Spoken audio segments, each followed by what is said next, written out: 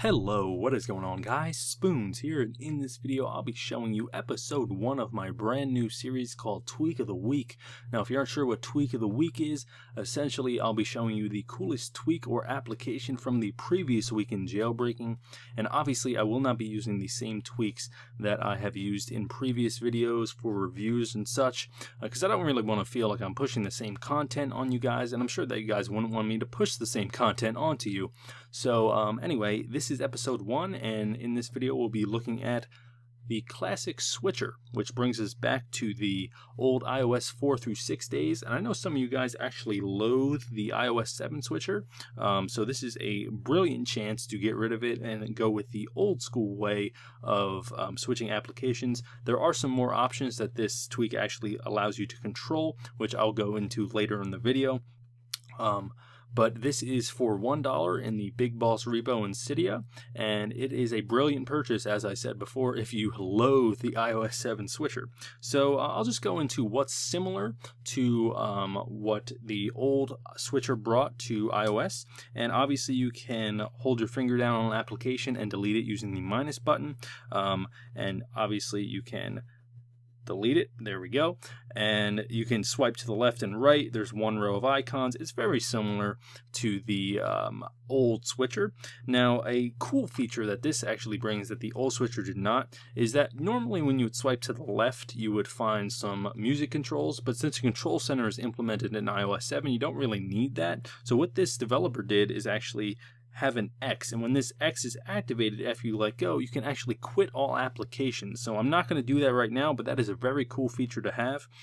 And now I'm going to go into the settings application and show you just the slew of options that this switcher gives you, and it's very neat. So you're going to open up your settings and go down to the classic switcher tab right here. Obviously you want to have it enabled, and one of the beautiful parts about this tweak is that it allows you to update things on the fly.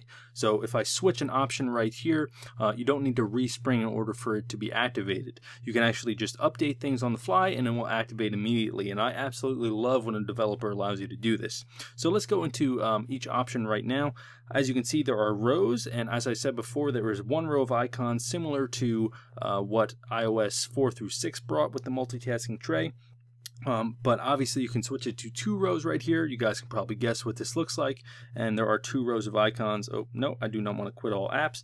And you can, I'm having some trouble tapping back to the screen. I've noticed that's one of the bugs in this, but I'm sure it will be updated in the near future. And you can switch to 3 rows obviously, and that's what that looks like. Obviously I do not have an icon in the 3rd row, but I will actually close that right now and open up, let's see, what should I open up right here? I'll open up the notes, close that, and as you can see, there are 3 rows of icons now.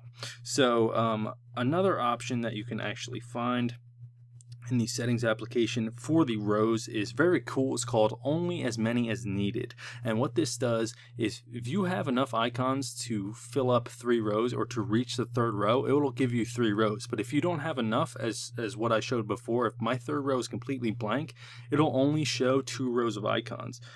So as you can see right here, I do have 3 rows because I have enough applications to fit into 3 rows. But if I delete these 2 and then I close the tray and I reopen it, it'll only have 2 rows of applications. That's a very cool feature, especially if you aren't sure how many rows you like 1 row, you like 2 rows, but 2 rows seems like a little crazy. 3 rows seems even crazier. So if you aren't sure about how many rows you actually want to keep set, you can use this option, and it's a very cool thing to do. So I'm going to turn that off right now. Quit all apps, obviously I showed you that before. Always editing, if you turn that on, you can have the minus signs always stay there, so you don't need to enter into wiggle mode in order to delete things. I'm going to turn that off. Ask before quitting all. We saw that before, how it prompted us if we wanted to delete all applications.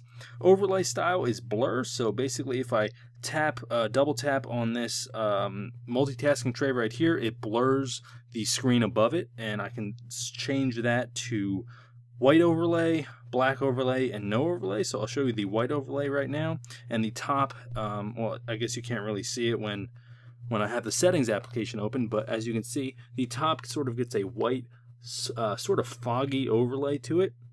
The black overlay, you guys can probably guess, it just sort of gives it a more of a darker, foggy overlay on the top there. And obviously no overlay.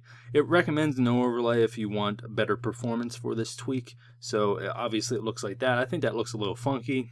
I actually like the blur, so I'm going to set that back to blur. And the opening animation, you can do it uncover iOS 6 style. So that's very, iOS 6 like. You can do slide up, which is the bar only, which is kind of cool. It kind of slides up over as if it was another window, and the normal slide up, which is just what the default is for this tweak. So that's pretty much everything. You can follow the developer down there for his Twitter.